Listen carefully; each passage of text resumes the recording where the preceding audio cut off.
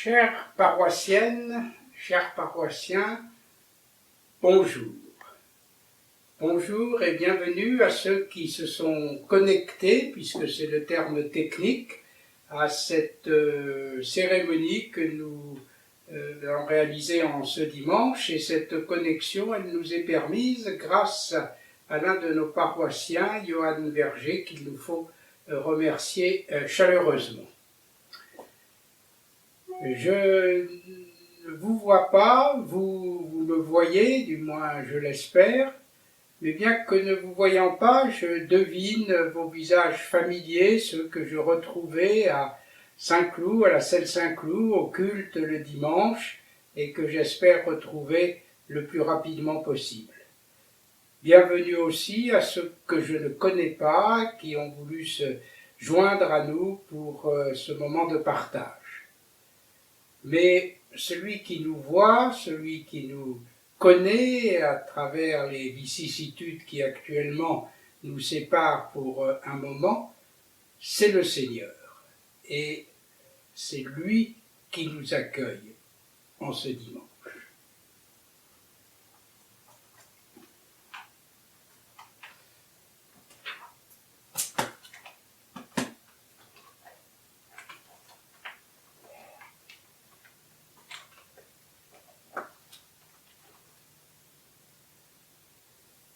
La grâce et la paix nous sont données de la part de Dieu, notre Père, et de Jésus-Christ, notre Sauveur.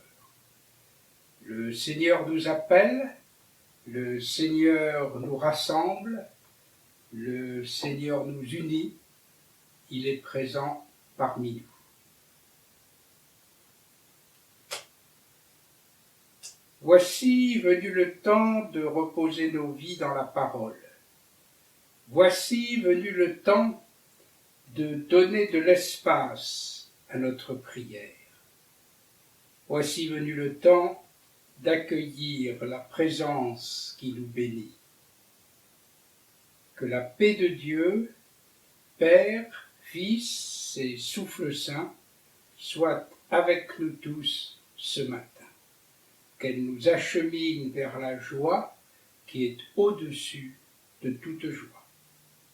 Et nous allons chanter notre louange à Dieu avec le psaume 33, qui est le psaume du jour. Alors vous allez voir s'afficher les paroles, vous allez entendre la musique, et bien sûr vous pouvez chanter là où vous vous trouvez autant que vous le souhaitez.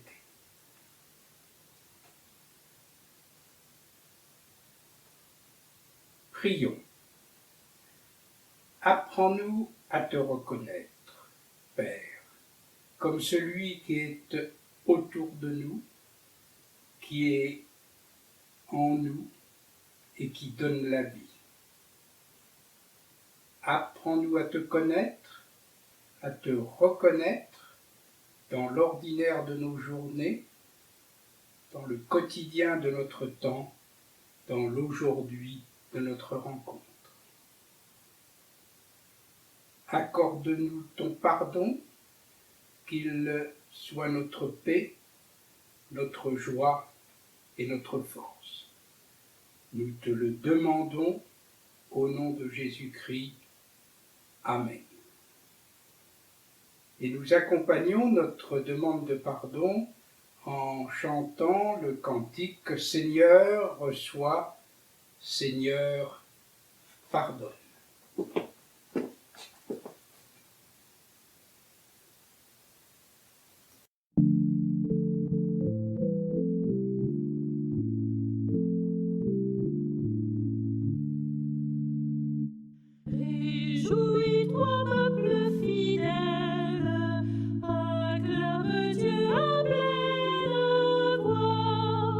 Sa louange est séante et belle dans la bouche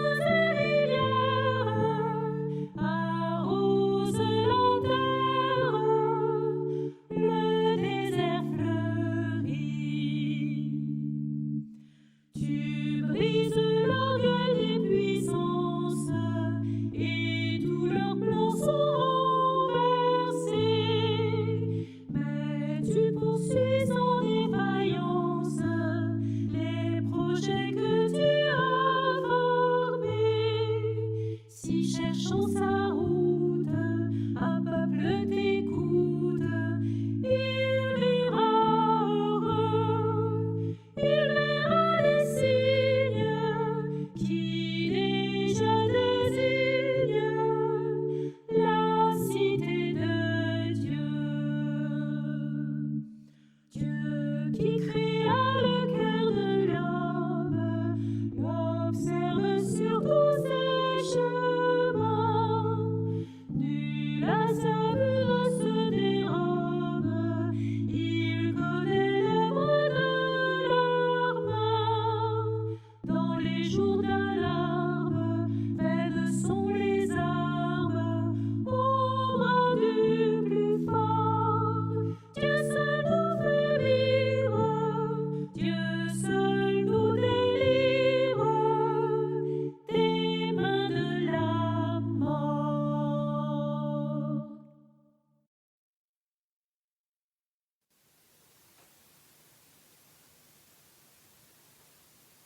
Prions.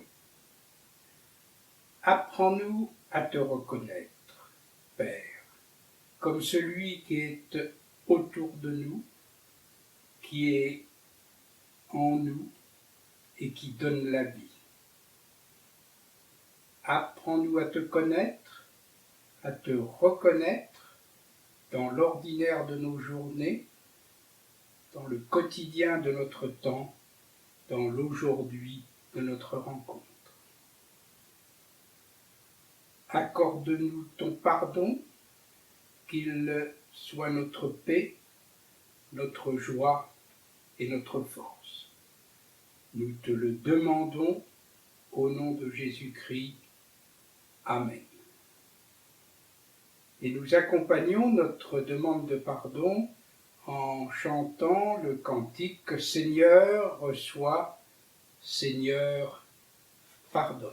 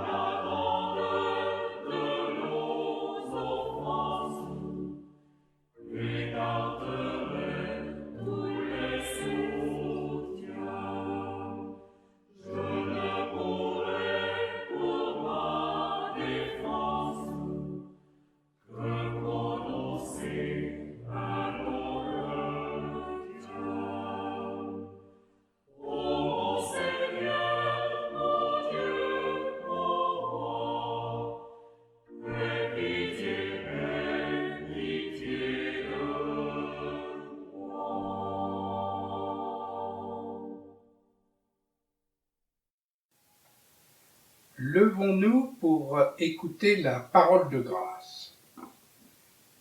Je t'aime d'un amour éternel, et je te garde ma miséricorde.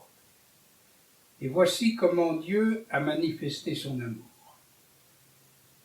Il a envoyé son Fils unique dans le monde, afin que par lui, nous ayons la vie. que Dieu nous mette au cœur l'assurance de son pardon et qu'il nous donne de marcher vers son royaume. Pardonnés et libérés, nous pouvons écouter ce que Dieu nous donne la force de faire. Brise les chaînes injustes, délivre ceux qu'on opprime, mets fin à tout esclavage, partage ton pain avec celui qui a faim, préoccupe-toi du malheureux sans abri et ne te détourne pas de ton prochain. Et nous chantons le cantique « Jésus mon frère ».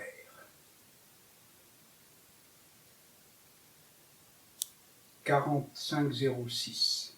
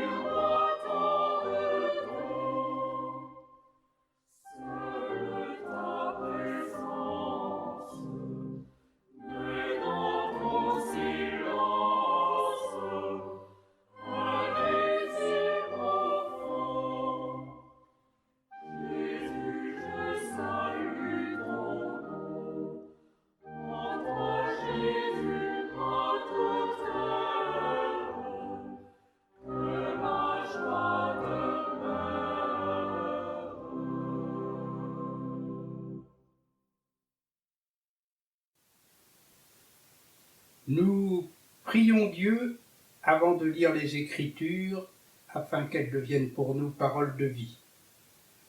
Souffle, Saint-Esprit, souffle des quatre horizons, éveille notre esprit, élargis notre horizon. Esprit de sagesse, fais-nous désirer la parole. Esprit de douceur, fais-nous aimer la parole. Esprit d'intelligence, fais-nous comprendre la parole.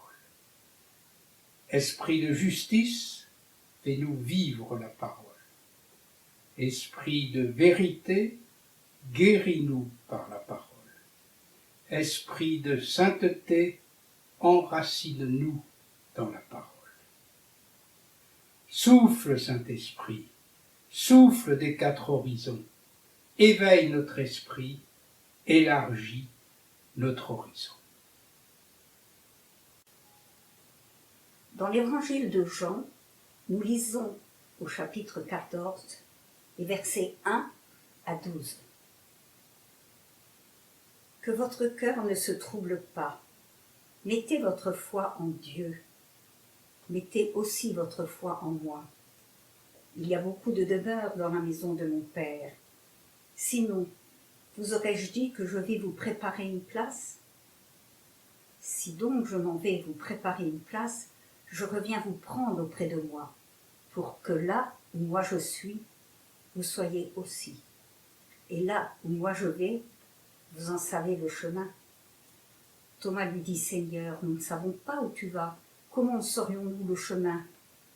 Jésus lui dit, c'est moi qui suis le chemin, la vérité et la vie. Personne ne vient au Père sinon par moi. Si vous me connaissez, vous connaîtrez aussi mon Père. Et dès maintenant, vous le connaissez et vous l'avez vu. Philippe lui dit, Seigneur, montre-nous le Père, et cela nous suffit. Jésus lui dit, il y a si longtemps que je suis avec vous, et tu ne me connais pas, Philippe. Celui qui m'a vu a vu le Père. Comment peux-tu dire, toi, montre-nous le Père? Ne crois-tu pas que moi, je suis dans le Père, et que le Père est en moi? Les paroles que moi je vous dis, je ne les dis pas de ma propre initiative.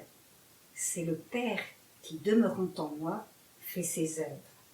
Croyez-moi, moi je suis dans le Père, et le Père est en moi. Sinon, croyez à cause des œuvres elles-mêmes. Amen, amen, je vous le dis, celui qui met sa foi en moi fera lui aussi les œuvres que moi je fais.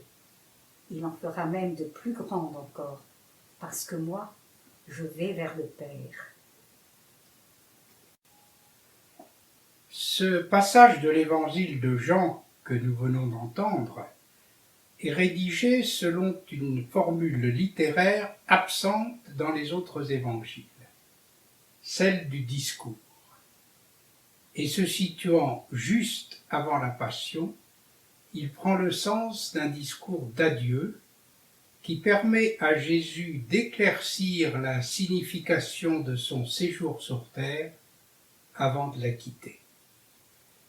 Ce qui fait sa force, c'est sa pérennité, car si à l'origine il s'adressait aux disciples, qui malgré un compagnonnage de plusieurs années ne semblaient pas avoir tout compris, il reste totalement d'actualité pour beaucoup d'entre nous qui, malgré 2000 ans écoulés, sont toujours en recherche de sa pleine compréhension.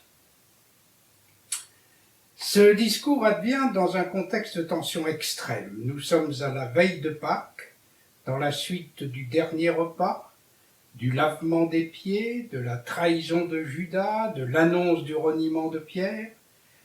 Jésus sait que sa mission sur terre va se terminer de façon dramatique. Mais il sait aussi que les disciples n'ont pas forcément compris tout le sens de cette mission. Ce que je fais, tu ne peux le savoir à présent, mais par la suite tu comprendras, réplique Jésus aux interrogations de Pierre. Et pourtant, il compte sur ses disciples pour la révéler au monde. Jésus commence ce discours par une injonction à la fois surprenante, réconfortante et dynamisante. Surprenante pour des Juifs. Croyez en Dieu, croyez aussi en moi, parce que croire s'attache aussi bien à lui qu'à Dieu. Croire à Dieu fait appel à la foi traditionnelle des Juifs, mais croire aussi en lui suppose un nouveau rapport de confiance qui reste à comprendre pour les disciples. Car s'ils sont troublés, c'est qu'ils entrevoient avec le départ de Jésus l'échec d'une aventure pour laquelle ils avaient tout abandonné. Ils sont donc invités à passer d'une confiance ébranlée à une confiance accomplie. Réconfortante et dynamisante, que votre cœur ne se trouble pas, car en faisant appel au cœur, qui dans le sens biblique est le centre de la personne dans son affectivité, mais aussi le siège du faire, de l'agir, de la volonté, de la décision, Jésus veut dire à ses disciples: ne soyez pas paralysés par mon départ, mais au contraire, mettez-vous en chemin. Quant au lieu où je vais, vous en savez le chemin. Tout n'est pas fini, au contraire, tout commence. Là où je suis, vous serez, vous aussi. Mais ce je suis au présent suppose que là où il va, il y est déjà, du fait de sa parfaite unité avec le Père. Comment appréhender cette demeure dans la maison du Père, préparée par le Christ, où il nous prendra avec lui quand nous sommes confrontés aux épreuves terrestres? Comment comprendre que le départ du Christ soit nécessaire pour que le croyant accède au Père? D'où la question de Thomas. Seigneur, nous ne savons même pas où tu vas, comment en connaîtrions-nous le chemin? Comment connaître le chemin quand on ne connaît pas le terme du voyage? Jésus ne dit pas « là où je vais, vous le savez », mais simplement « vous savez le chemin ». Et la réponse de Jésus « je suis le chemin, la vérité et la vie » invite à suivre un parcours à plusieurs étapes, qui est l'affaire de toute existence de chrétien. Il suffit de prendre le chemin, d'y rester et d'y avancer. Chaque étape est plus ou moins difficile, plus ou moins longue à franchir, et toujours différente pour les uns et pour les autres. Chaque étape est devant nous, et les vicissitudes de la vie peuvent les rendre plus ou moins lourdes, douloureuses à dépasser. Parfois même, nous pourrons être amenés à reculer, à se décourager, voire à renoncer. Mais sur ce chemin plein d'obstacles et d'incertitudes, le Christ nous dit « Je suis le chemin ». Ce compagnon de route sur lequel nous pouvons nous appuyer avec confiance pour avancer, cette présence de Jésus à nos côtés, à nous de la reconnaître, de l'accueillir et de trouver cet éclairage qui nous permettra de dépasser les épreuves. C'est lui, quand nous butons, qui nous amènera à la vérité, qui est la découverte du sens profond de notre vie, d'une action en conformité avec ce que nous sommes.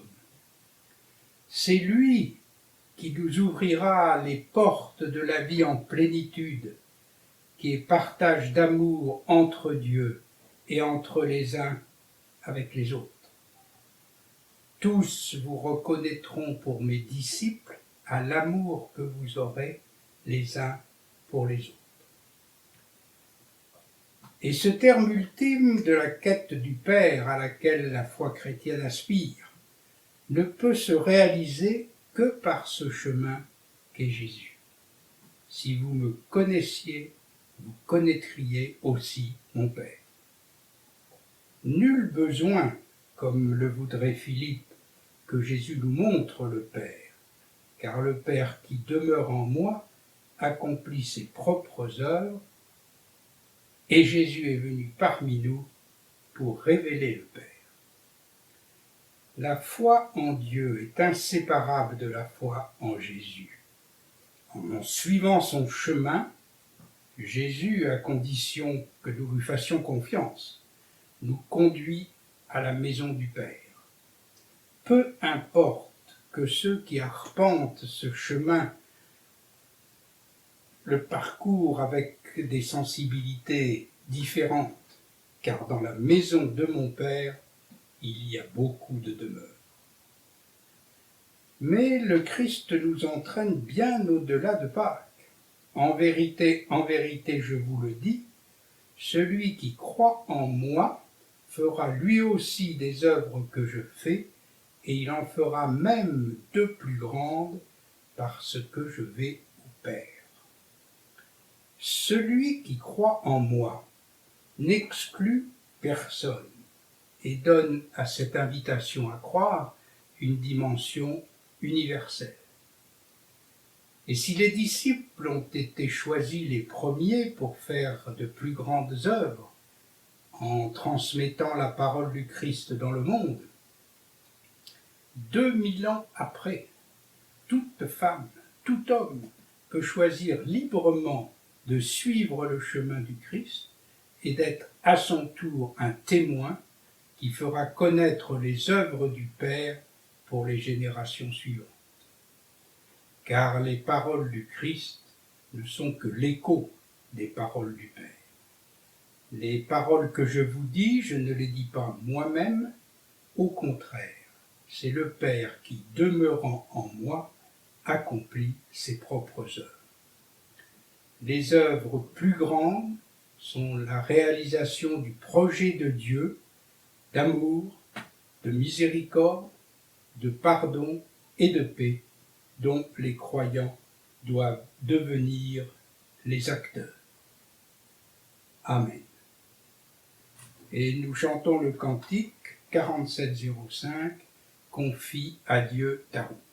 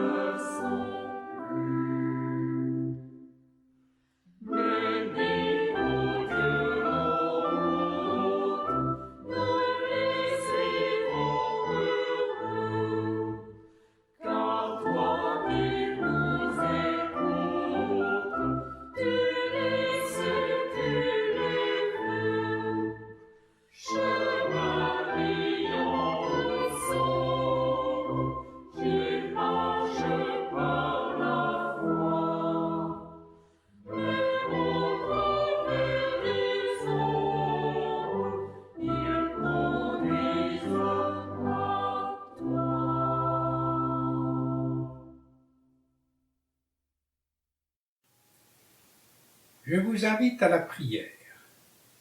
Père, nous te prions pour celles et ceux qui ont faim. Fais-nous découvrir la joie du partage. Nous te prions pour les immigrés et les exilés. Prépare-nous à les accueillir avec toutes leurs différences. Nous te prions pour les méprisés et les détenus. Rappelle-nous qu'ils ont droit au respect. Nous te prions pour les malades, pour ceux qui ont été durement touchés par ce virus qui a envahi le monde. Nous te prions pour ceux qui ont vécu l'épreuve du confinement, dans la solitude et l'isolement. Nous te prions pour les familles qui n'ont pas pu accompagner leurs proches dans leur fin de vie. Nous te prions pour les soignants qui ont tant donné pour sauver des vies. Soutiens-les. Nous te prions pour celles et ceux qui ont des responsabilités dans la conduite du monde. Aide-les à agir avec discernement et justice. Nous te prions pour ton Église. Apprends-lui à rester fidèle. Et nous te disons tous ensemble la prière que Jésus nous a confiée. Notre Père, qui es aux cieux, que ton nom soit sanctifié, que ton règne vienne, que ta volonté soit faite sur la terre comme au ciel. Donne-nous aujourd'hui notre pain de ce jour. Pardonne-nous nos offenses, comme nous pardonnons aussi à ceux qui nous ont offensés. Ne nous laisse pas entrer en tentation, mais délivre-nous du mal, car c'est à toi qu'appartiennent le règne, la puissance et la gloire pour les siècles des siècles. Amen. Et nous confessons notre foi. Je crois en un Dieu Père, dont la parole soutient la vie des hommes et oriente leur histoire. Il est leur vie. Je crois en son Fils, né parmi les pauvres, lumière dans notre vie, premier-né d'entre les morts. Il est vivant.